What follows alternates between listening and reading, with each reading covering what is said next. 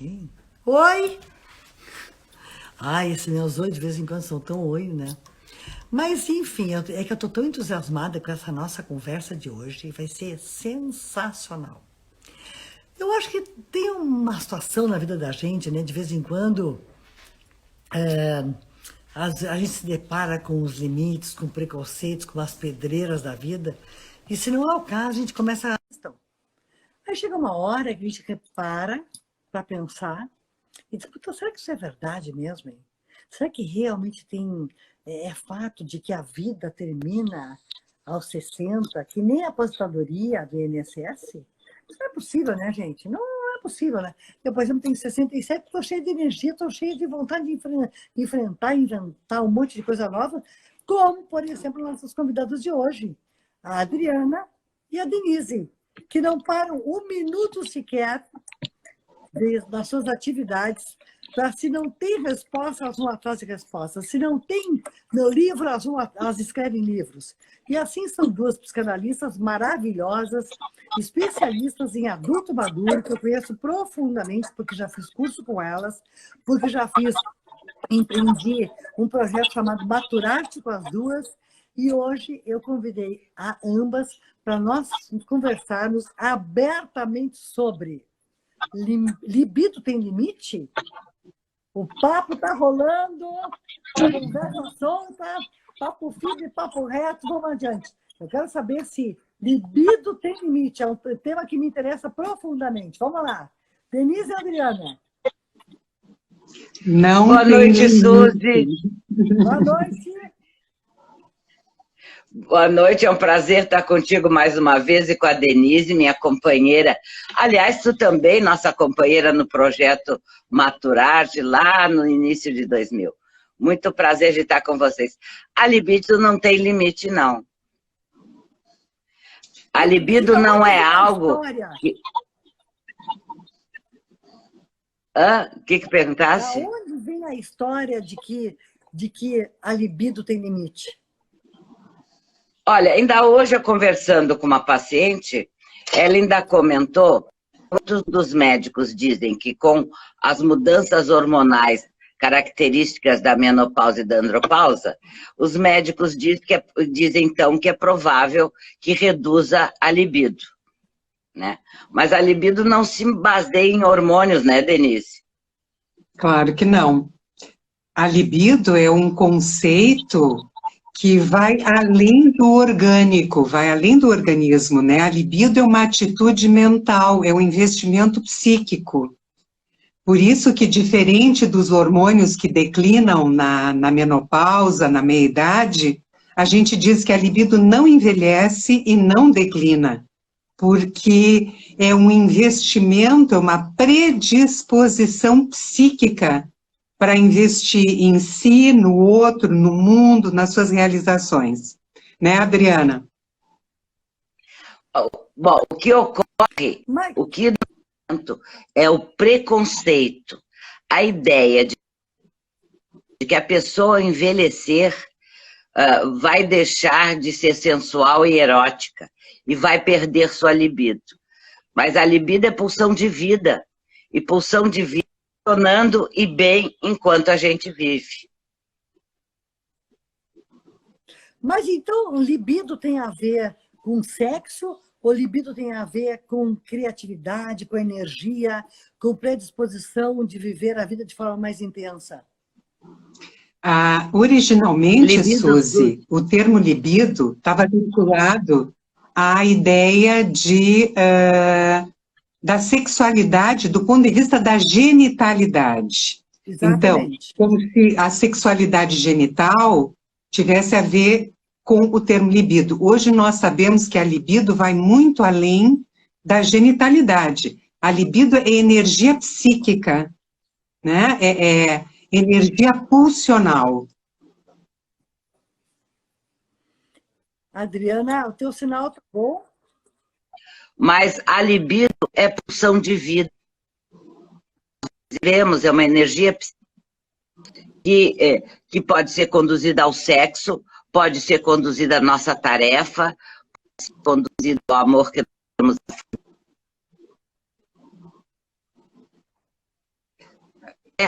pulsão de vida. Gente, eu não sei se vocês estão escutando bem a Adriana. Para mim, a Adriana tá cortando aqui. Para vocês também? Para mim também. Parece que o sinal da Adriana está falhando. Eu estou ouvindo ela entrecortada, assim. Mas o que ela dizia... O que ela dizia, que eu acho que é muito importante... É que eu ouço... Adriana, eu acho que tem que entrar pelo 4G, Adriana. O teu Wi-Fi, eu acho que está comprometido aí. Está cortando. Tá, um minutinho só, então. Por favor. Mas então, seguindo o que a Adriana estava dizendo, né? O termo pulsão de vida é um termo mais psicanalítico, né? Mas é toda a energia, né, que a gente consegue colocar na motivação, na criatividade, né, que nos permite estar atentos e ligados a nós mesmos, ligados à realidade, ligados aos vínculos e aos afetos. Então, como a gente dizia antes, isso estava antes parecendo que era da sexualidade genital. Não é. A sexualidade genital é só uma parte, né, da sensualidade humana, que na adultez madura tem essa primazia, ou seja, se prioriza mais a genitalidade em detrimento dos demais investimentos. Mas na maturidade isso muda, né? Isso se transforma e isso se amplia. Né, Adriana? Não sei se tu queres comentar um pouquinho sobre isso. Bom, primeiro me digam se estão me ouvindo adequadamente. Agora está bom. Ótimo. Então deu algum probleminha mesmo de internet. O que acontece é, como eu estava dizendo, pulsão de vida é libido. Libido é energia vital. Consequentemente, ela está na nossa genitalidade, quando no nosso período genital, no nosso período de procriação, e ela está no bebezinho quando nasce, estimulado, erotizado pelo toque da mãe, pelo olhar materno e adiante pela vida fora.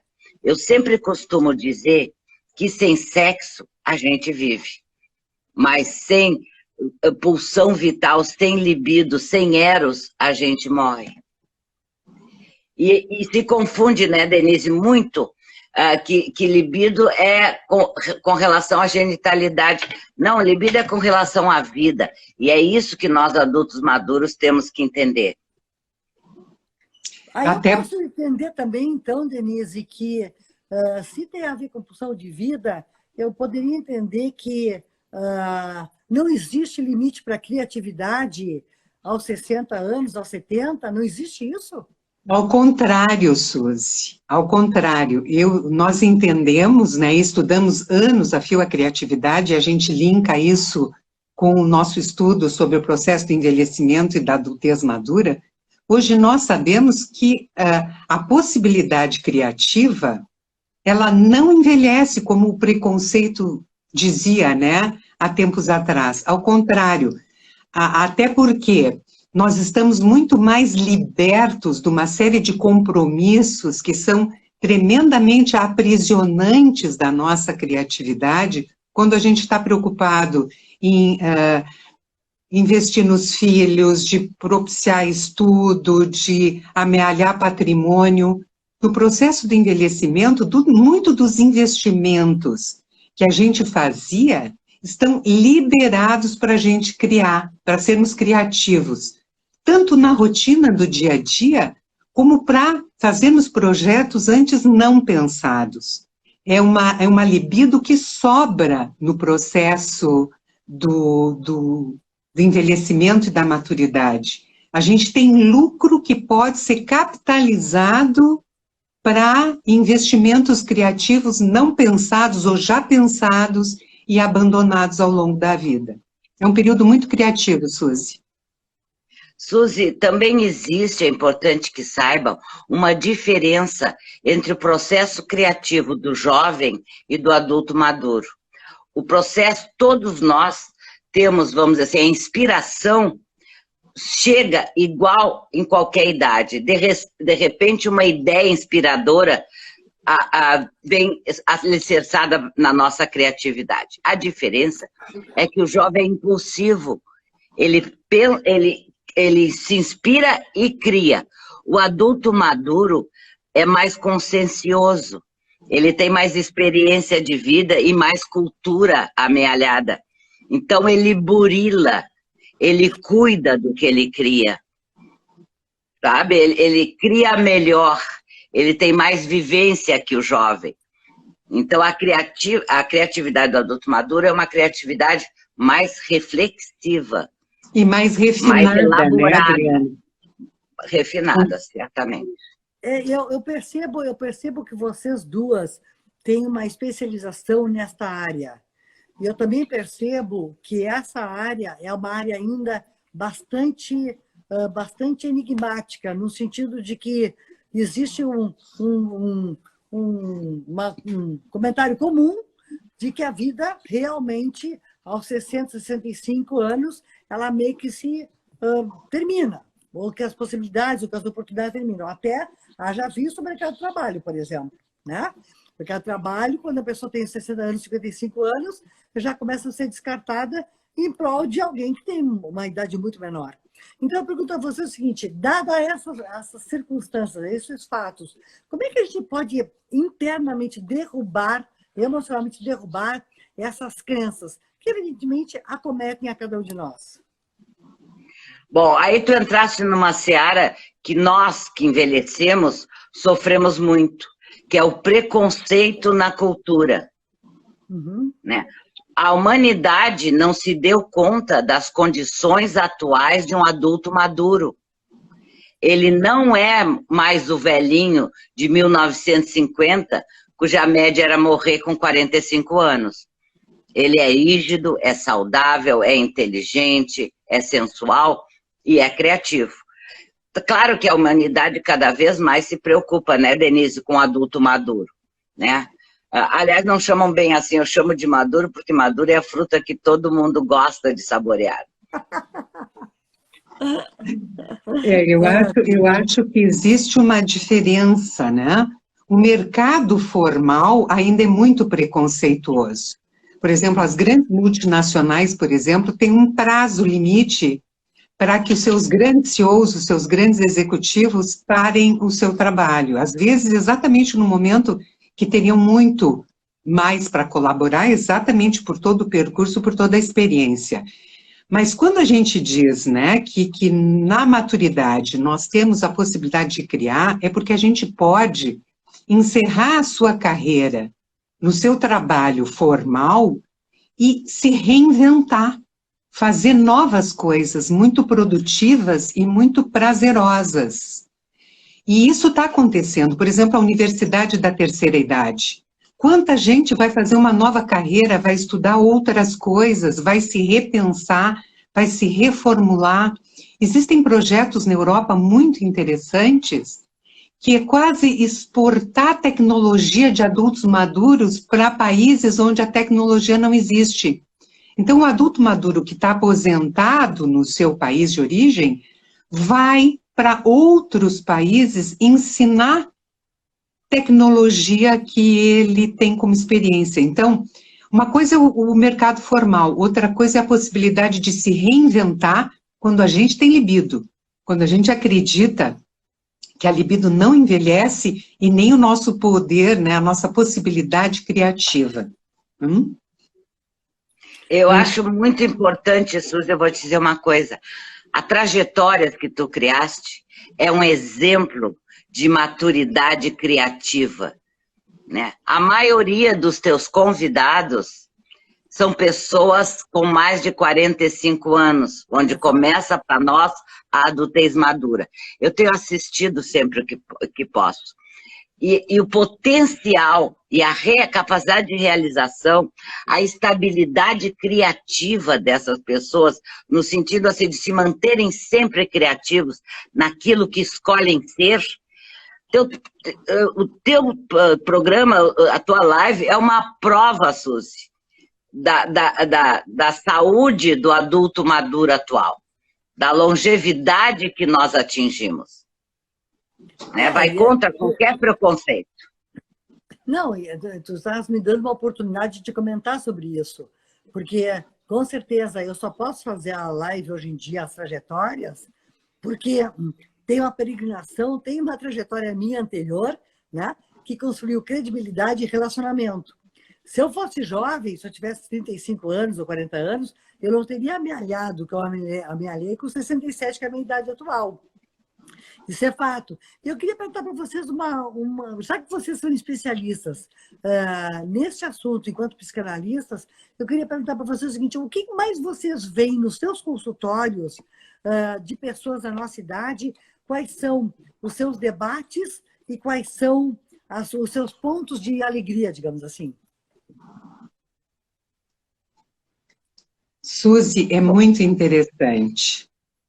O que eu observo, e tenho certeza que a Adriana observa também, é um processo de perder o medo que acompanha toda a adultez jovem, porque enquanto a gente é muito jovem, a gente se preocupa em agradar os outros, a investir no outro mais do que em si mesmo, a tentar se submeter a uma série de situações pelo medo da perda do trabalho, pelo medo da perda do amor.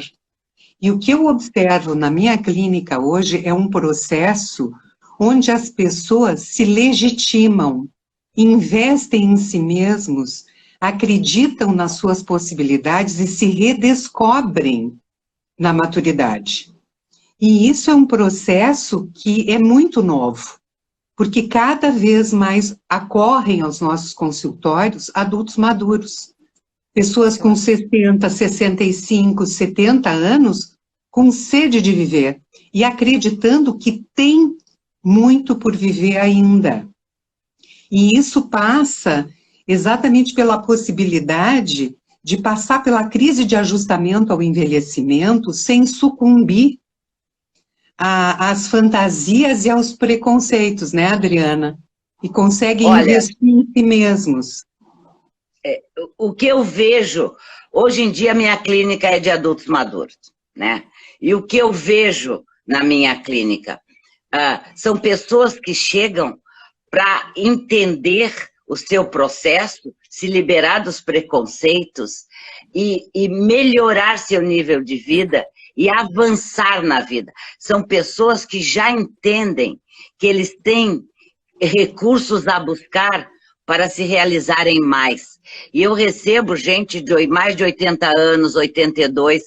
Então, olha, a busca da terapia nessa faixa etária já é um recurso de vitalização, já é libido, porque tu sabes que é um investimento, uma análise grande de tempo, de dinheiro, de esforço, de mexer com muitos sentimentos que às vezes a gente gostaria de fugir.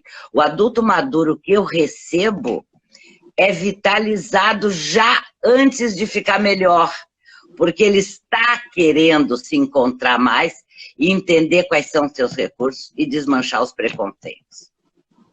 Principalmente, Suzy, só complementando assim, ó, porque hoje em dia, como a gente acredita na nossa possibilidade mais longeva, porque é isso que a gente tem como uma realidade, as pessoas querem cuidar do seu envelhecimento também. Elas querem poder viver intensamente o tempo que tem. E isso passa pela consciência da finitude.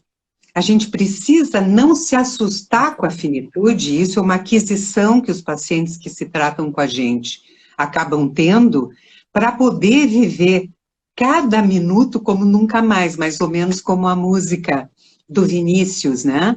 Mas é justamente isso, é poder viver intensamente, sabendo que não temos tempo para perder e que isso só é possível quando a gente investe muita libido na gente e nas nossas possibilidades. Vocês fizeram um trabalho durante anos, vocês estudaram a criatividade a partir dos gênios da criatividade. Eu gostaria que vocês falassem um pouquinho sobre isso, linkando esses gênios, a criatividade e o envelhecimento. Olha, Suzy, eu vou apresentar no segundo Congresso Brasileiro de Adulto Maduro um trabalho sobre Michelangelo, né, que esculpiu até 6 dias antes de morrer com 89 anos. A criatividade, vamos dizer, se embasa tanto na nossa libido, que nós pesquisamos os genes da humanidade para as épocas em que viveram, eles eram longevos, quando a maioria da população. A criatividade é pulsão de vida, é libido. Tá? A outra coisa muito importante é uma ideia de que a sexualidade terminou, né? E nós vemos diferente, nós vemos que pode existir uma plenitude de sensualidade. Não numa primazia total da genitalidade, mas também a genitalidade tranquila de prazer pelo prazer, né? E os toques de corpo, os contatos, os olhares, as palavras, o afeto, um amor, uma sexualidade muito sensual. Isso é fundamental para até se atingir o momento final, né? Talvez do coito genital, que era tão claro, mas eu acho que muito mais orgasmo tu pode ter sendo tocado em qualquer parte do corpo. Freud já dizia em 1908, o coito não é e nem nunca foi a melhor expressão de prazer. A Adriana linkou aí, né, a criatividade com a sexualidade, né? E obviamente que a gente tem que ser criativo, inclusive para ter prazer, né? Prazer sexual do mais amplo possível, inclusive podendo usar isso que a gente chama, né, o corpo todo, o tato, o cheiro, o olfato, a ternura, o estar junto, o estar perto, tudo isso é uma expressão de sensualidade. Mas retomando um pouquinho a tua pergunta sobre os gênios, né, da humanidade e a criatividade, isso, estudando, nós nos demos conta que o produto criativo do gênio são os filhos da alma. Então, qual é o link que a gente faz também com a criatividade dos geniais? Depois que a gente criou os filhos do corpo, na maturidade, a gente pode fazer e criar os filhos da alma. Filhos da mente, os filhos da mente. Então, os nossos projetos, filhos da mente, aquilo que brota da gente, depois que a gente entende que a missão foi cumprida, no sentido de poder criar os filhos do corpo. E teve um estudo que o nosso colega que iniciou esse estudo, né, sobre a criatividade junto conosco, o Júlio Campos, fez, onde ele fez um levantamento fantástico de um número extremamente significativo de artistas de todas as áreas criativas do humano. E nós, nessa pesquisa, nos demos conta que os criativos foram muito longevos em toda a história da humanidade, mesmo quando a longevidade era muito baixa e muito curta. Isso nos dá uma ideia de que a criatividade pode ser um ingrediente indispensável para nos tornar mais longevos ainda. Que interessante. Por exemplo, vamos ver algumas personalidades. Picasso, Salvador Dalí, Beethoven, Goya, né? Einstein, que para a época viveu bem, 72 anos na época de Einstein, era uma vida muito plena, vamos dizer, bem acima da média. Todos os criativos. Agora, existe um perigo. Chaplin, isso, boa ideia. E assim vão todos, se tu pegar. Agora, existe um problema muito grande, é essa descrença de que a criatividade, a potência e a libido sobrevivem. E faz muitas vezes que alguns jovens extremamente criativos possam arder na própria chama, se drogando e morrendo muito cedo. É muito habitual a morte de jovens criativos aos 27 anos, pela intensidade, há pesquisas. Eles ardem na própria chama. Trajetórias muito curtas, porque não conseguem conter o afã, né, criativo. E o preconceito, né? E o preconceito de que perderão essa criatividade com o passar dos anos, que perderão essa libido com o passar dos anos. E aí são os casos de droga, de acidentes de carro. Mas olha, a lista de grandes gênios da humanidade que morrem, inclusive a maioria aos 27 anos, é incrível. Nós fizemos esse estudo também paralelo com os criativos longevos, né? O número de jovens que morrem, né? Precocemente. Por isso que eu me lembrei de citar. É um prêmio envelhecer, com a categoria que se envelhece hoje, Suzana. Né? Cada um de nós podendo produzir.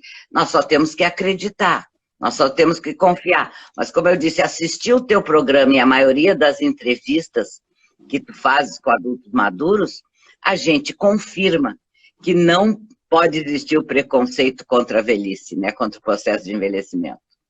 Ou seja, o que você está nos dizendo é que se nós acreditarmos, cada um de nós, ao envelhecer, acreditar na sua energia, no eu posso mais, eu quero mais, você está nos dizendo que isso é ingrediente de vitalidade, de longevidade. Sim. Sim. É isso. E isso significa, Suzy, que a gente tem que lidar com um conceito que até do Salvarezza, que a Adriana, quando estudou na Argentina, nos trouxe, do vegismo, que é o preconceito que a gente mesmo tem com o próprio envelhecimento. Porque se a gente entende que à medida que envelhece, nós estamos numa curva involutiva e que nada de bom a vida nos trará ao envelhecermos, nós limitamos a nossa possibilidade transmutadora. Porque isso, nós temos que transcender ao envelhecimento do corpo. Porque essa é a grande questão. A libido não envelhece, o que envelhece é o corpo. E a gente tem que poder habitar esse corpo que envelhece com muita disposição e acreditando que a libido nos fará viver muito plenamente, desde que a gente respeite alguns limites que o corpo tem, né? Mas que o corpo não é, porque envelhece, um limitador do nosso potencial de qualidade de vida, de prazer, de sensualidade e de criatividade. Isso então, a gente tem que ter convicção. Então, o cérebro também não envelhece. O psique é que envelhece. Não. O psique mal trabalhado envelhece. O psiquismo que não lida bem com o seu processo de envelhecimento faz o que a gente chama uma introversão. Retira toda a libido que poderia estar investida nas relações com parceiros, com amigos, com a sociedade, com o mundo e de forma criativa, bota para dentro e faz uma melancolia, involui. Aí é o psiquismo evoluindo e fazendo evoluir a libido, né? Suzy, eu acho que existem confusões. Tu falasse, por exemplo, do cérebro. O cérebro, ele tem um grau de compensação e hoje se descobre cada vez mais. Outro dia eu estava lendo um artigo mundial, as células, elas continuam proliferando no envelhecimento. Isso era um mito. Se pensava que as células iam morrendo. Por Não. Isso eu perguntei. Pois é, as células continuam proliferando. O cérebro pode adoecer, como todos nós podemos, né? Mas o que nos ajuda a ter uma vida mais saudável, não só a evolução da medicina, da farmacologia, mas principalmente a nossa ânsia de vida, a nossa pulsão de vida. A gente ter uma vida onde o erotismo de viver prevalece, né? E eu acho que isso é fundamental, que as pessoas se deem conta. O maior antídoto contra a doença e contra o envelhecimento está dentro de nós mesmos. É o desejo. Eu acho que é o desejo de viver, é o desejo de criar, é o desejo de cuidar da saúde, é o desejo de, mesmo com limites, né, poder avançar, seguir adiante. O desejo e a libido, elas estão sempre entrelaçadas, né? Estão sempre de mãos juntas a serviço, né, da nossa qualidade de vida. O que a gente não pode perder é o desejo. Né? O desejo é igual à vontade? Eu A te diria vontade que é me maior. parece. Mas a vontade é algo que passa pelo meu processo de pensamento, é algo muito consciente. Eu tenho vontade de, e eu formulo, de crescer, de fazer isso, de viajar, de desenvolver tal projeto no trabalho, mas o desejo é a mola mestra que faz com que eu mantenha a vontade. Alguns desejos a gente precisa descobrir, porque às vezes o desejo está encoberto pelo próprio psiquismo, que não se permite entrar em contato com alguns desejos. A vontade, ela parece muito fluida, assim, né? Porque normalmente a vontade não é algo que a gente entende por conflitos pessoais que seja proibido. Mas o desejo, às vezes, passa por alguma proibição que a gente não sabe nem bem porquê, às vezes até pelo preconceito. E a gente tem que poder descobrir o desejo e colocá-lo a nosso serviço. Isso. Quando vocês estudaram a criatividade, os gênios da humanidade, eu me lembro, porque eu tive acesso a alguns desses conteúdos de vocês, que vocês também descobriram as razões pelas quais algumas pessoas são mais criativas que outras. Vocês podiam falar um pouquinho para nós sobre isso? Bom, basicamente, a criatividade vem de uma condição interna que cria esse desejo de viver, mas vem também de uma confirmação do ambiente. O ambiente que dá recursos a uma criança de brincar, de criar mundos, de criar numa pequena caixa de fósforo um trenzinho, coisas simplórias, numa folha em branco, fazer uma série de rabiscos e dizer o que está fazendo. Por exemplo, a mãe do Salvador Dalí dizia às visitas, quando ele riscava as paredes da casa, ele e a irmãzinha, se ele diz que é um pato, e se ele diz que é um cisne, é um cisne. Quer dizer, sai um Salvador Dalí, né, desse contexto criativo e permissivo. Né? E a mãe do Picasso...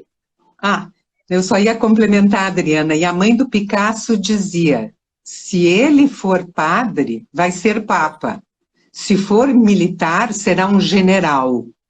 Então, o que a gente entendeu ao longo dos nossos estudos? Que a mãe afiança a criatividade. O recurso existe, mas quando a mãe afiança e o pai autoriza, nós temos uma possibilidade limitada para a criatividade. Por exemplo, tem alguns criativos que não foram tão bem sucedidos, apesar de um talento imenso, como foi o caso do Van Gogh, que a mãe afiançava, mas o pai não autorizava. O pai queria que ele não fosse artista, o pai queria que ele fosse clérigo, né? Então, isso limitou, isso deixou um conflito no Van Gogh, que quando ele escolhe pintar, é como se ele não se autorizasse a ter sucesso, porque o pai estaria contrariando um desejo do pai. Então, a gente sabe que o entorno, isso que a Adriana chama o ambiente, né? Que é isso muito ligado ao vínculo com pai, com mãe, e depois isso sendo reforçado, né, pelos demais vínculos que a pessoa vai fazendo, são aspectos que favorecem ou entravam, às vezes, a criatividade, Suzy. E isso faz com que as pessoas não sintam o mesmo prazer de viver quando tem esses entraves, que as pessoas fiquem seguras e duvidem da sua competência, né? Porque o ambiente não confirmou, o ambiente não acatou, né? E eu acho que quando nós temos já essas inseguranças, nós não estamos livres de inseguranças, né? Por mais que o ambiente faça, em algum lugar a coisa falha um pouco. Mas, na verdade, eu vejo que o adulto maduro, se ele vem com menos crença no seu potencial criativo, com menos crença que a libido não envelhece, tá? E com menos vegismo, ou seja, ele acreditar que ele não presta mais porque envelheceu, ele terá um envelhecimento saudável, criativo, feliz, amoroso, sensual e sexual. Eu tenho certeza, porque a gente vê isso na clínica o tempo inteiro. Ou seja, a criatividade é estimulada pelo ambiente do bebê, da criança. Sim. E ela, ao longo da vida, ela se manifesta de diversas formas, ela não envelhece, a não ser que nós mesmos passemos a acreditar no seu limite. Exatamente. Exatamente.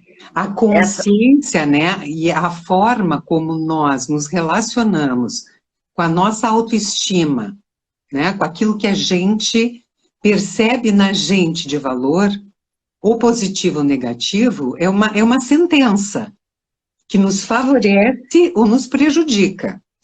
Por isso que a gente poder conhecer, né, os nossos entraves, os nossos conflitos, ali onde a gente pode se boicotar, é muito importante, porque às vezes a gente se boicota, sem se dar conta, impedindo que a gente possa ser bem-sucedido ali onde a gente teria tudo para se dar bem. Porque a gente lida mal com algumas questões internas. Às vezes tu está sendo gentil, né, Denise? Ao longo de nossas vidas, todos os nossos sofrimentos e conflitos vêm de um boicote interno que se repetiu, veio da infância e foi se repetindo, né? E nós temos uma coisa que é importante dizer, nós somos a primeira geração de adultos maduros, rígidos, forte em quantidade e com poder econômico. Nós não temos praticamente modelos nenhum. Se nós olharmos para o lado, não, esse idoso eu não quero ser, aquele eu não quero ser, esse era legal nisso, mas era também tão chato naquilo. Nós somos a primeira geração que presta o serviço de mostrar... Aliás, nós somos uma geração interessante, né, por causa dos comprimidos, criação de filhos, limites, né, poder ter filhos ou não, enfim. Nossa geração pegou tudo que tinha que pegar, até a Lua foi. Então, nós somos a primeira geração, Suzana, de adultos maduros. E nós temos que deixar essa mensagem para os que nos seguem, os que vêm depois, né? Que nós podemos ser criativos, sensuais, vívidos, eróticos, enfim, que nós temos que viver. O Winnicott, que é um psicanalista, ele dizia alguma coisa que eu acho belíssima, que eu esteja vivo na hora da minha morte. Produzir. É lindo, né? Produzir até o momento que se morra. Poder, com os limites do corpo, fazer o melhor possível. E isso quem faz é a libido. E hoje em dia existem estudos, né, que mostram claramente que a curva do envelhecimento mudou. Antes a gente subia num pico, né, assim, e daqui a pouco declinava rapidamente e morria. O envelhecimento muito rápido, com a finitude já definida. Hoje em dia, a gente sabe que a gente sobe até um patamar, tem um platô, e depois isso declina. Porque hoje em dia, se a gente vê uma mulher de 50, 60, 70 anos, às vezes a gente não vê grande diferença. Em contrapartida, anos atrás, uma mulher de 45, 50 anos já era uma velhinha, já começava a envelhecer, já começava a ficar com um padrão de envelhecimento que se tornou meio que prototípico, assim, ficou aquela caricatura do envelhecimento que hoje nós fugimos. Nós todas aqui somos mulheres de mais de 60 anos, estamos longe do estereótipo do envelhecimento, né? Estamos muito longe. Então, acho que isso é uma coisa importante que a gente saiba, que hoje se atinge um platô, e esse platô se estende, e de repente, quando o declínio chega, é no entorno dos 80 anos, que aí o declínio realmente é um pouquinho mais abrupto. Mas até lá, podemos viver de uma forma muito vitalizada, intensa, erótica, sensual, enfim, com tudo que a gente tem direito, né? A Vera Biselita... Desculpa, a Vera Biselli está dizendo aqui bem isso. É bem isso. Mas como é que vocês tornaram-se especialistas em adulto maduro? Escritoras, autoras de livro, pessoas que dão palestras internacionais em congressos e tal. Da onde surgiu? Da onde surgiu essa vertente para se especializar nesse assunto? Nós tivemos experiências semelhantes, eu e a Denise. Chegou, com um intervalo de pouquíssimos meses, 3 pacientes, um homem e 2 mulheres ao meu consultório. Eu, na época, tinha 40 anos. E eles vieram de excelentes profissionais de Porto Alegre, que eu tinha a maior admiração, se dizendo maltratados, incompreendidos, não aceitos. E eu digo, meu Deus, o que eu vou fazer para que eles se sintam compreendidos? E fui estudar e percebi que não existia uma psicanálise para além desta faixa. Existia só alguma coisa morfológica, patologias, o que adoece e tal. E existia uma recomendação de Freud muito séria, que depois dos 50 não se teria plasticidade, nem tempo de fazer uma psicanálise. O que quer dizer Mas plasticidade? Freud não... É exatamente essa flexibilidade de crescer, de pensar, de criar, que nós falamos até agora. Bom, e aí, isso foi tomado como uma lei, né? E nunca mais se criou, se enjambrava, Suzy. Até então, se arranjava. Foram esses meus pacientes que também me disseram, Adriana, ficam falando complexo de Édipo, ficam me mandando tomar remédio para ansiedade, e eu quero viver, pessoas de 50 e tantos anos. E aí eu comecei a pensar onde, né? Na Flórida, que os velhos são rígidos, na Califórnia, fui para as universidades, não, na Espanha, e aí me lembrei de Buenos Aires, que aqueles velhos, sempre homens e mulheres, me chamaram a atenção. Elas de saltinho, café na tarde, aquela pose sensualizada dos homens e das mulheres argentinos.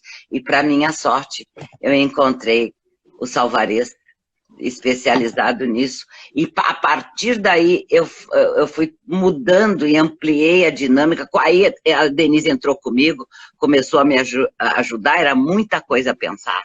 Né? Há um avanço na psicanálise que nós fizemos, e que, por sorte, né, Denise, temos sido reconhecidas, bem reconhecidas, inclusive no mundo. Não temos tido, na América Latina, até no mundo, nos respeito em congressos da IPA. Isso eu estou te dizendo lá quando tu pensavas conosco Maturarte. Isso. Nos anos 2000, nos inícios de 2000, que ninguém falava em adultos maduros e processo de envelhecimento, até em congressos nós conseguimos levar trabalhos muito interessantes. A minha história é muito semelhante com a da Adriana, mas com uma defasagem grande. Por quê? Quando a Adriana... Não foi por falta de eu implorar para tu estudar comigo, não, que ninguém queria estudar a Suzy a velhice comigo. Minhas grandes companhias... Não. A Adriana, logo que começou a se interessar pelo tema, me convidou, mas na época eu tinha 30 anos, eu estava recém com uma bebezinha, e as minhas preocupações eram preocupações voltadas às questões do adulto jovem. Naquela época eu não tinha maturidade para poder acompanhar a Adriana, né?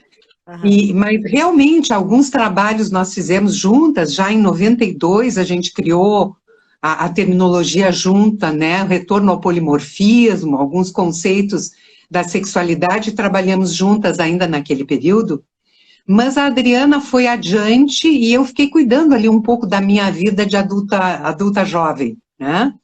Mas aí o que aconteceu? Também para mim começaram a chegar pacientes adultos maduros com uma queixa muito semelhante à da Adriana. E aí eu disse, Adriana, aquilo que tu antecipou está acontecendo comigo. Vamos nessa, agora vamos junto, agora eu sou tua parceira, vamos encarar essa aí juntas e vamos seguir criando em cima do tema. E aí, desde lá, nós estamos aí juntas há muito tempo nessa trajetória, né, de parceria, né? E você tu vês como há o preconceito do jovem com relação à velhice?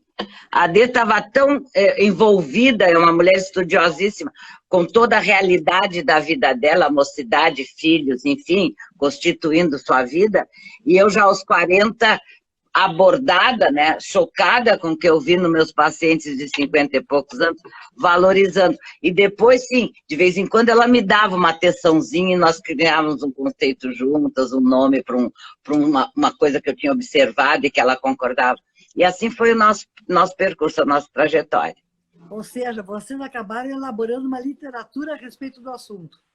Sim.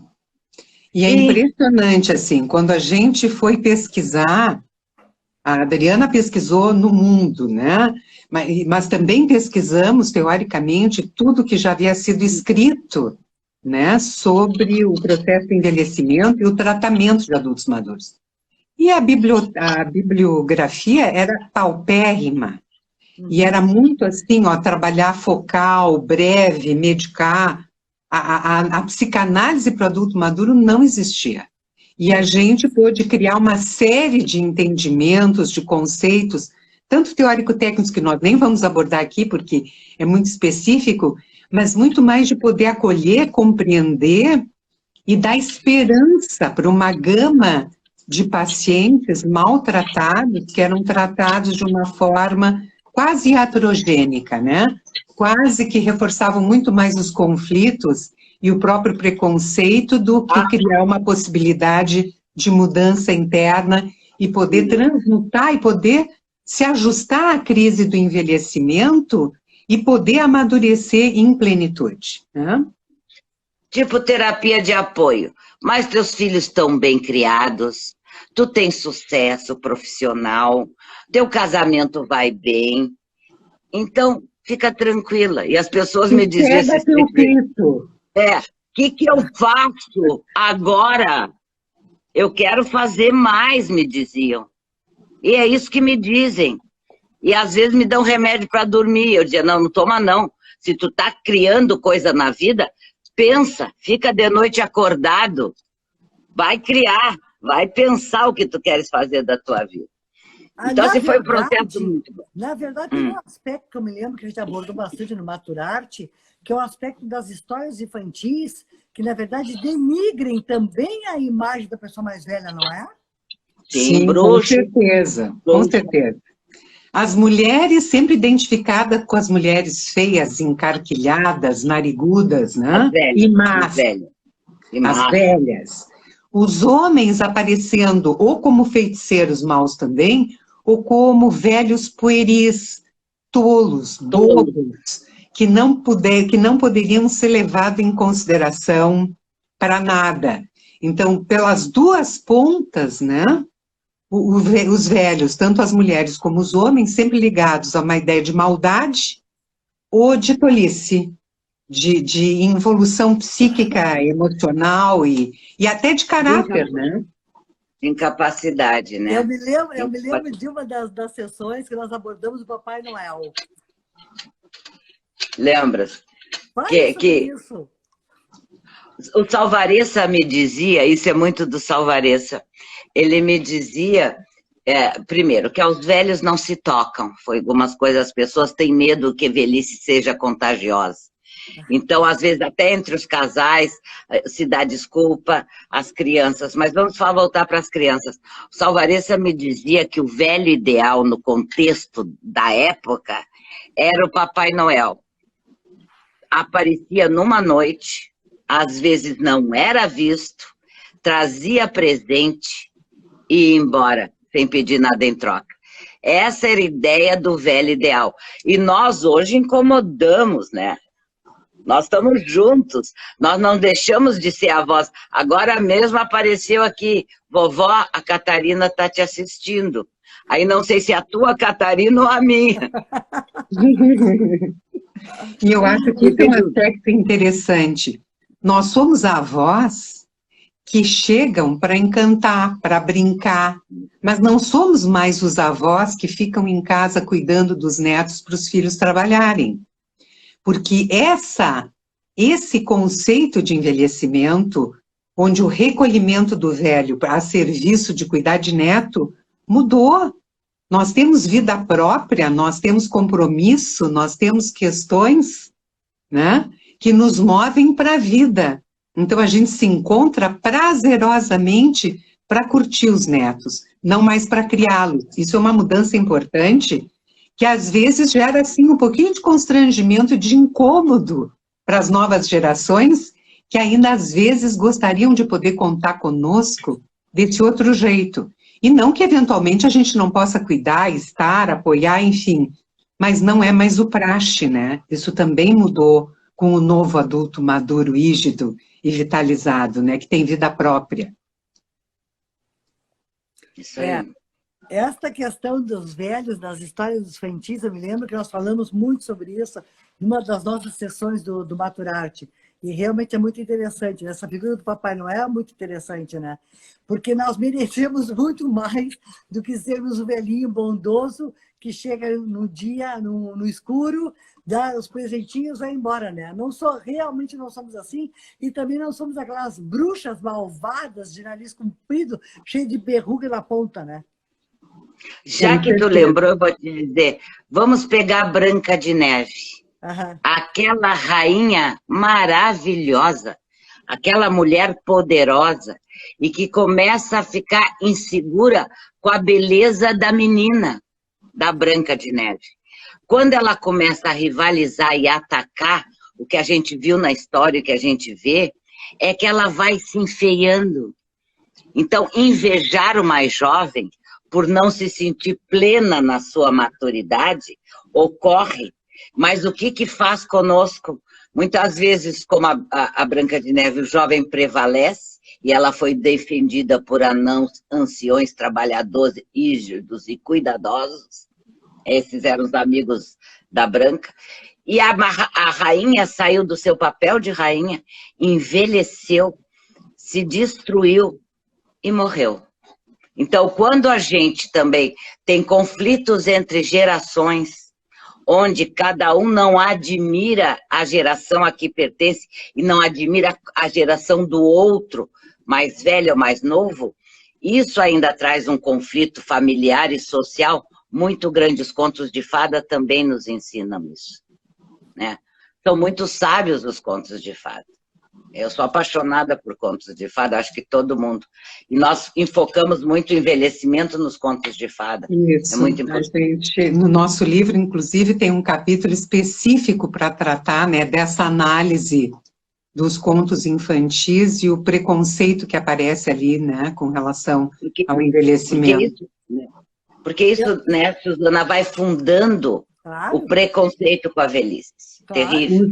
sem dúvida. Isso fica no inconsciente coletivo, né, Suzy? Isso fica, assim, perpassando o imaginário de todos nós, e é com isso que a gente luta, né? Porque isso é tão atávico, isso fica fixado tanto dentro da mente da gente, que isso explica muitas vezes o conflito de muitas pessoas bonitas, jovens, no seu envelhecimento, que se atacam e se percebem horrorosas, que se percebem feias e se desiludem com a própria vida quando começam a envelhecer, né? Isso é um conflito muito, muito difícil de ser enfrentado, né? Eu tinha certeza absoluta que a nossa live ia correr rápido, porque os assuntos são tão interessantes, que dizem respeito a todos nós, que estão, inclusive, participando aqui. Eu gostaria de pedir para vocês duas que nós fizéssemos nossas considerações finais. Uma delas, que a Suzana está solicitando aqui, é o livro. Qual o título do livro? Se vocês têm ali, depois a gente pode colocar aqui mesmo. Temos a mão aqui, ó. As duas. Depois porque nos deu muito prazer. Isso. Eu gostaria que vocês fizessem as considerações finais, e eu me ocupo de colocar depois aqui a foto do livro, exatamente onde as pessoas podem comprar e adquiri-lo. Suzana, eu quero agradecer muito mais essa vez, mais esse espaço. Tu é uma companheira do nosso processo, né, através do Maturarte, que foi um momento muito criativo, e era um grupo até de amigas conhecidas tuas que nos procuraram. Nós não éramos conhecidas pelo tema, né? Tu nos conheceste e nos abriste esse espaço. Também quero dizer que dia 29, 30 e 1º de setembro e 1º de outubro, nós estaremos fazendo o 2º congresso da adultez madura, que a Suzana nos honrou com aceite da última mesa do congresso no sábado, com o tema Porto Alegre do adulto maduro, para mostrar a visão política, a visão empresarial e a visão clínica desse gaúcho, desse adulto maduro na nossa cidade. Porque nós temos dia do velho, mas nós não temos o dia do adulto maduro. Nós temos o cuidado com aquele coitadinho, bota para dançar, bota, né, em festinha, fantasia, aquela coisa, né? Nós não nos encaixamos aí. Onde é que está o adulto maduro? Né? Porque fazem da velhice algo ridículo às vezes. Não que a gente não gosta de brincar. Aqui, ó. Nós somos 3 exemplos. Está sempre na trajetória dele. E no teu programa, né, Suzy? Está sempre na trajetória. Eu também, eu quero agradecer Suzy muitíssimo essa oportunidade. Para mim é um revival. Nós 3 juntas, né, outra vez conversando sobre esse tema, é um prazer imenso, porque nos remete à nossa trajetória juntas, as 3, né? E te agradecer a oportunidade, né? Eu acho que cada vez mais as pessoas estão sensíveis, cada vez mais a gente ouve, né? Adultos maduros se manifestando, falando da sua vitalidade, falando desse seu momento, e que a gente possa poder levar essa mensagem para todas as pessoas que nos escutam.